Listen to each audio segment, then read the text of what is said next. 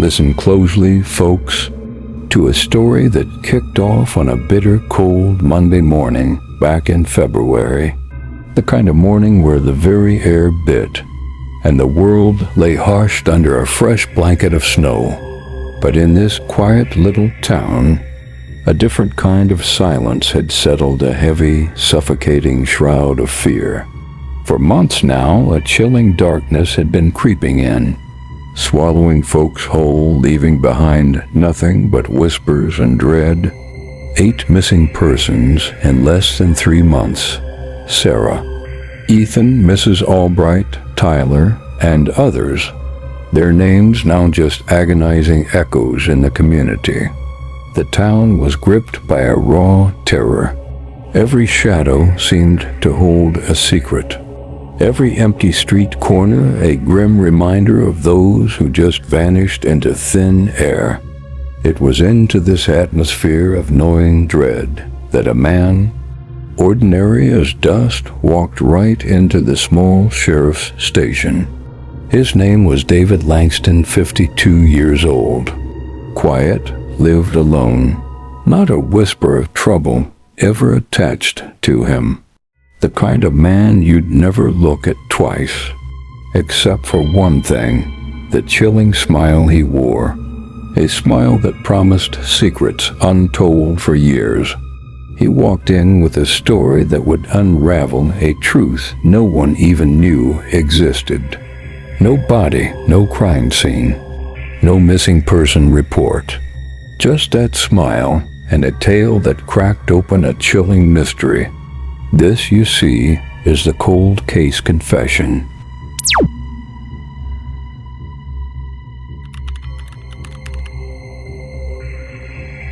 Why would a man like Langston, a simple janitor at a local church, suddenly unburden his soul?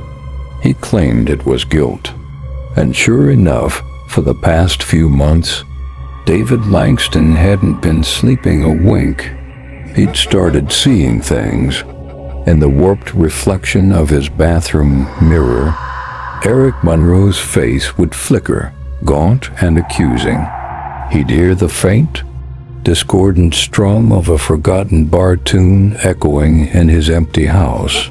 Sometimes walking down a deserted street, he'd catch a glimpse of a shadowy figure, just out of focus, standing across the road, only for it to vanish when he turned directly.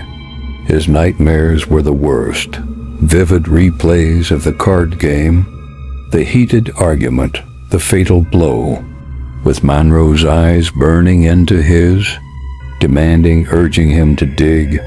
The torment, he insisted, had become unbearable. And so, on that frigid morning, looking pale and sick, like a man truly tormented by unseen forces, he walked into the station, ready to tell deputies about a murder that supposedly happened 5 years ago. In 2019, he told them about Eric Monroe, a drifter, a gambler, someone nobody would miss. He spoke of a card game gone wrong, a heated argument, a fatal blow. And then the burial right there in his yard, a wooded patch just outside town. He swore that Eric Monroe had come back not alive, but not gone either. He wouldn't stop, Langston whispered, shaky and terrified. He told me to dig him up, so I did. The police, bless their skeptical hearts, didn't quite believe him at first. No record of Eric Monroe. No missing persons from 2019, but among them was Sheriff Mia Johnson. Mia carried a weight heavier than most. Just 3 months ago, she'd moved here from the coast, fleeing the grief of losing her husband. Lucas, she'd hoped for a fresh start, a quiet reset. Instead, she'd plunged headfirst into this nightmare. The unsolved cases were piling up, a constant, agonizing reminder of the fear gripping the town. And then, the one that truly haunted her, the one that made this communal terror intensely personal. The daughter of her neighbor was missing too. Lily, her mother, had found a single, severed finger on her kitchen table, a chilling, unspoken message. No body of the little girl had ever been found. And now Lily, the gaunt, heartbroken mother, would stand by Mia's window, her eyes fixed on Mia's apartment, an eerie, silent accusation that clawed at Mia's soul. Every passing day, Mia lived with a gnawing fear for her own daughter, Chloe, especially with how quickly people were vanishing. So when Langston spoke of a body, of a confession, Mia felt a desperate, almost reckless surge of hope. This, she thought, could be it. This could be the break they needed. Even if it was just one case, one answer, it might finally pierce the looming darkness and help her solve at least one of the cases piling up. Curiosity, fueled by this desperate, personal need, turned to shock when they followed him. And there, exactly where he pointed, they unearthed human remains, wrapped in a tarp half buried beneath 5 years of earth and tangled roots. That morning, with the snow still falling heavy and cold, Langston still looking haunted, still playing the part of a man, broken by a guilty conscience, invited the deputies inside his cabin. "Come in, warm up, let's talk," he urged. And so his humble cabin became an interrogation room. As Mia, Deputy Thompson, and Deputy O'Connell pressed Langston for more details about Eric Monroe, he paced the living room, a nervous energy about him. Suddenly his foot landed with a peculiar hollow thud beneath the rug.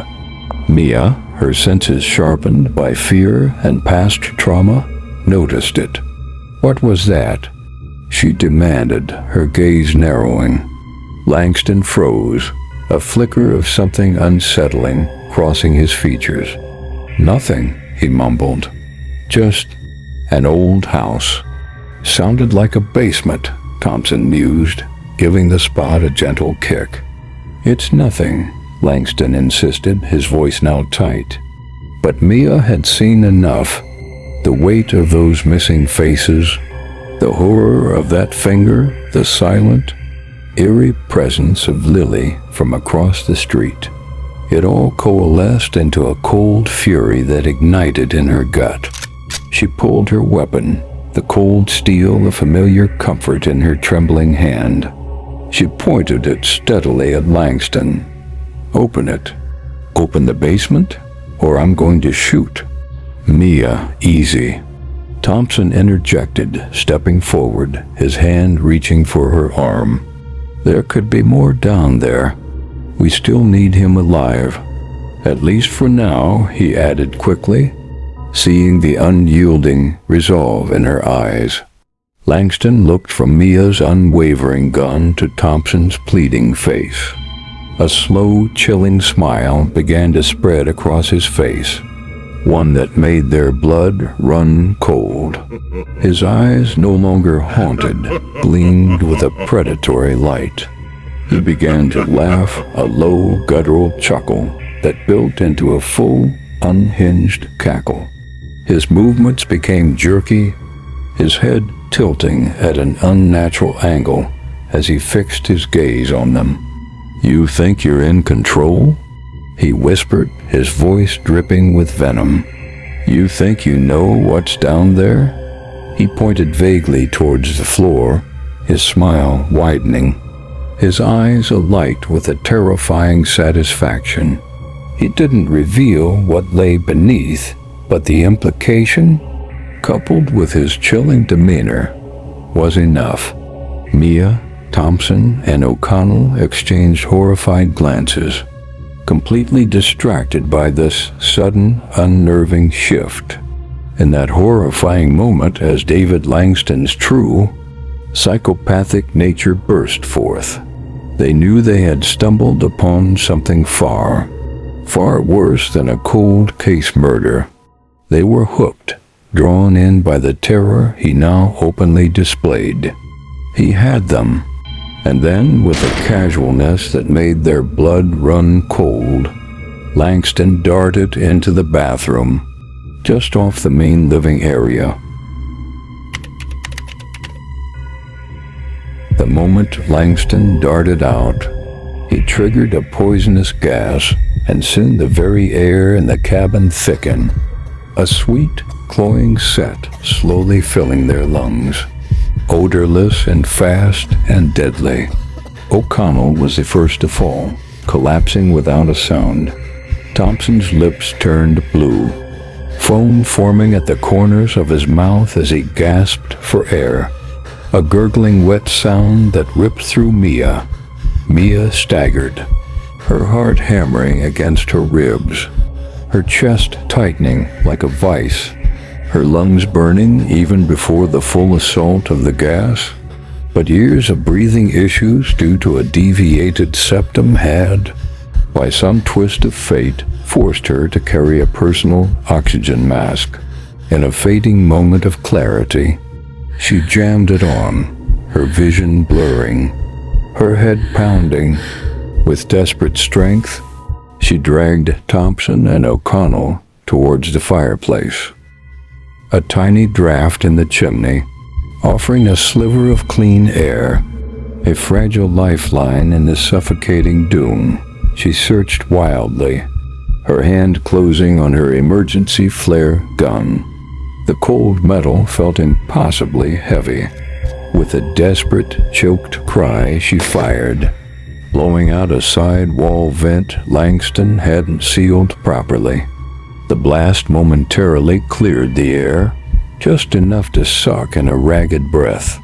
She fired another, a warning shot, but it missed its mark, streaking a hot red line across the far wall. Langston, swift as a shadow, vanished from the room. Silence fell, thick and suffocating, broken only by Mia's ragged breaths through the mask. The cabin itself felt like a tomb, waiting. Then, from behind the bookshelf, Langston exploded. He tackled Mia, his full weight slamming into her. She gasped. The air knocked from her already struggling lungs, and a sharp crack echoed in the small room as they hit the ground. Pain lanced through her shoulder. He was wiry, surprisingly strong for a man in his 50s. His hands like iron clamps around her throat, cutting off her air even through the mask. The world began to dim, stars bursting behind her eyes as she clawed at his wrists, bit down hard, tasting blood and grit. She kicked, connected with his knee, but he barely flinched. His eyes, inches from hers, burned with a terrifying, unholy glee. "I gave you truth," he rasped, his voice squeezed out through clenched teeth, blood trickling from his mouth. "And you still want to bury it."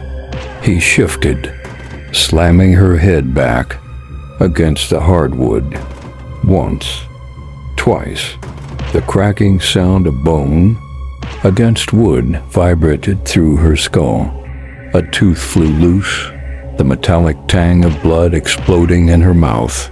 Her ears rang with a deafening whine. Her vision swam red and black. He wasn't stopping.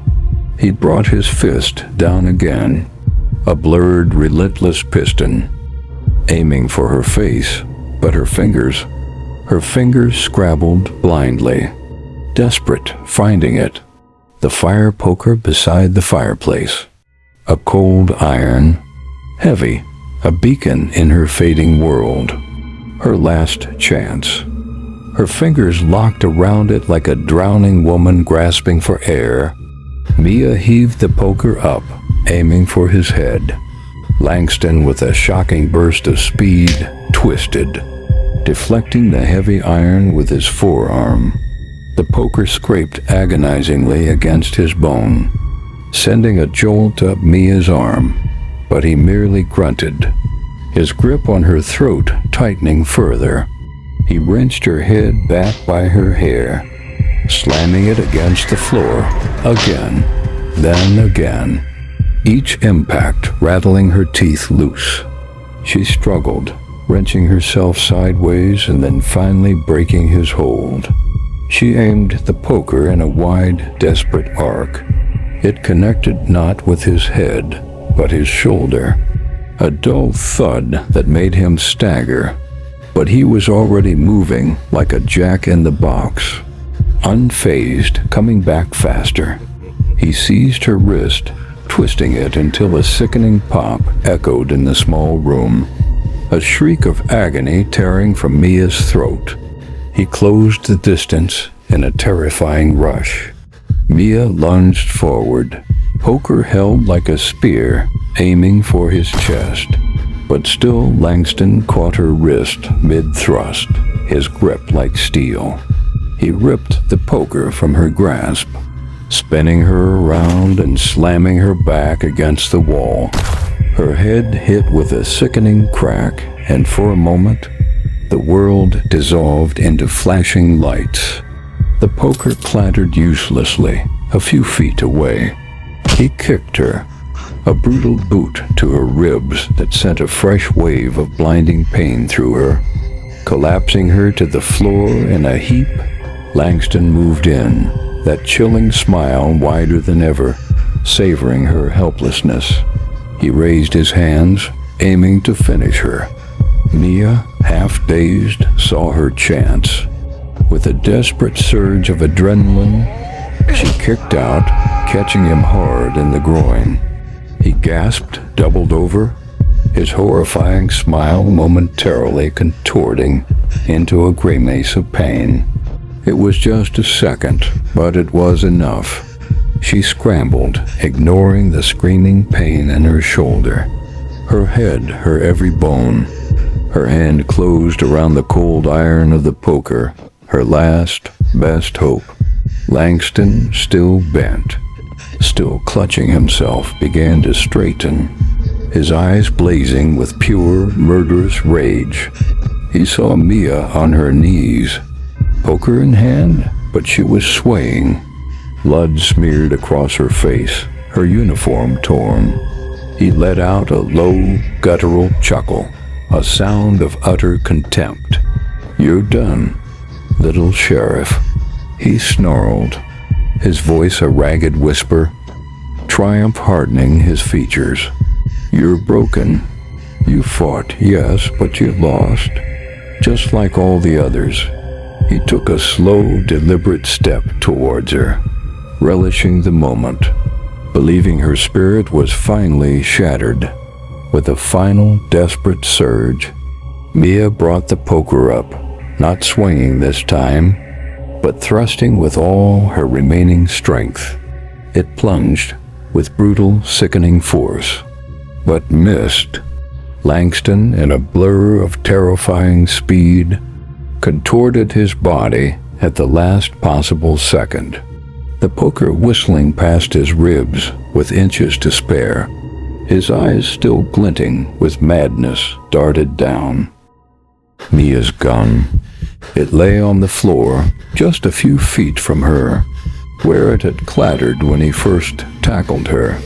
Before Mia could even register her devastating miss, Langston pounced. He didn't look at her.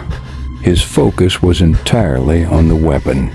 His fingers, surprisingly nimble for a man so large and battered, closed around the grip. He spun, bringing the barrel up, his twisted smile back in full force. Mia instinctively threw herself sideways, diving behind the flimsy wooden table.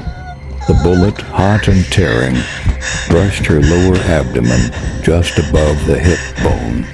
A searing pain exploded afresh, fiery agony on top of all the others, but she was moving. "You can't hide." Langston's voice, now a booming, gleeful roar, echoed through the cabin. Another shot splintered the wood of the table. Mia didn't hesitate, leaving her fallen colleagues, leaving the terrifying reality of the basement. She scrambled, half crawling, half stumbling, through the blown-out side vent. Cold, crisp air filled her mask, a bitter relief. She hit the snow-covered ground outside and bolted. Panic clawed at her throat, a raw, visceral fear. She could hear Langston's boots crunching behind her, the sharp reports of his gun cutting through the hushed woods. A bullet tore through a tree trunk inches from her head. Another zipped past her ear, so close she felt the wind of its passage. She ran, lungs burning, injured side screaming, scrambling over icy roots and through knee-deep drifts, her breath fogging in the frigid air. The forest was a maze of skeletal branches and shifting shadows. Under the falling snow, she had no plan, no direction, just a desperate, animal need to put distance between herself and the relentless hunter. The sound of the gunshots seemed to be everywhere, echoing, multiplying, each one a hammer blow to her already fragile sanity. "Come out, little sheriff." Langston's voice, distorted by the woods, was closer now, filled with a chilling, predatory joy. "We're just getting started." Mia dove behind a thick cluster of pines, burying her face in the cold, rough bark, shivering not just from the cold, but from the raw terror that promised to consume her. She could hear his heavy footsteps, closer, closer, the crunch of his boots on the snow, the ragged sound of his own breathing. He was hunting her. He was taking his time, savoring the chase. She squeezed her eyes shut, trying to regulate her ragged breath through the mask, praying he'd pass by. The footsteps slowed. Then they stopped. Silence, a profound, unnerving silence descended, broken only by the gentle hiss of the falling snow and the frantic thump of her own heart. He was there, somewhere, watching, waiting. Minutes stretched into an eternity. Mia dared to crack an eye open, peering through the needles of the pine. Nothing. The woods were still, deceptively peaceful. Then she heard it, a faint rustle of branches, not directly in front of her, but to her right, as if Langston was circling her, playing with his prey. He wasn't rushing. He was methodical. She heard a soft click, the sound of him cocking the hammer back on his revolver, a chilling prelude. "Time's up," Langston's voice. A low, satisfied growl came from somewhere to her right. He was moving just out of sight, expecting her to break cover, to panic and run directly into his line of fire. He was confident she was cornered, battered, and ready to yield. But in that instant, as Langston's shadow seemed to loom even through the trees, a white-hot core of unyielding defiance ignited in Mia. She saw Chloe's face, Lily's heartbroken eyes, the faces of all the missing, even Lucas. This wasn't just about survival anymore. It was about stopping him for them. Every ounce of pain, every beat of her battered heart, fueled a single burning resolve. This twisted game was over. A guttural, raw laugh tore from Mia's throat. It wasn't amusement, but a sound born of pure, unadulterated rage and a terrifying new clarity. Langston's circling steps faltered. Mia didn't give him a second. She raised the branch, eyes blazing, consumed by a need to annihilate his evil. She attacked him from behind, hitting him again and again. Merciless blows. Blood splashed, bathing her face, her uniform mixing with the pristine snow. She didn't care if he survived. She didn't care about the law, about procedure. She just wanted him gone, obliterated. Each strike was a release, a payment, a desperate act of cleansing. She struck until Langston was nothing but a broken, bloody heap in the snow, utterly still. And then, in that blood-drenched, snow-covered silence, the unyielding strength drained from her. Mia collapsed beside him, the branch falling from her numb fingers. Her own body screaming in protest. The world finally, mercifully fading to black. Backup arrived minutes later, crashing through the wood, dragging her out just before she passed out beside his body. David Langston was pronounced dead at the scene. Deputy O'Connell survived just barely. But Deputy Thompson? As this story is told, we don't know. Some say he flatlined in the ambulance. Others say he woke for a moment, whispering something none of the medics understood. The true horror, however, was still waiting. Once the air in the cabin was clear enough, the investigators dared to peer into that dark opening beneath the rug. What they found in the basement would forever haunt their nightmares. A macabre collection of dissected human remains. A chilling tableau of bodies, men, girls and boys, some tied up, others laid out like gruesome exhibits. Amongst them was her neighbor's daughter, the little girl whose severed finger had marked Lily's kitchen table, was there, almost dying.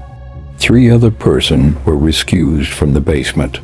Forensic teams swarmed the scene for weeks, their grim work slowly piecing together a mosaic of unimaginable evil. Dental records finally confirmed it. Eric Monroe had existed, and he'd indeed been dead for 5 years. But the full scope of Langston's depravity and his shocking true identity began to emerge from the shadows of his carefully hidden life. David Langston wasn't just a psychopathic janitor. He was the son of Arthur Sterling, America's most successful coffee exporter in 1995, born into immense wealth, sent to elite boarding schools. But at 14, he'd poisoned his roommates not to kill. He'd written in a chilling journal, but to open them up, I wanted to see what kept them alive. The boys survived, but Langston was quietly detained, then swiftly returned home. For years, he'd used his inheritance to erase his tracks, silence victims, and bury trails.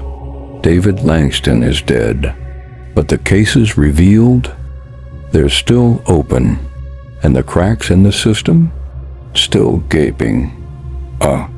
If evil like his can hide behind money, behind silence, behind a quiet smile, overlooked by the very system meant to protect, stay alert, stay awake, and stay watching.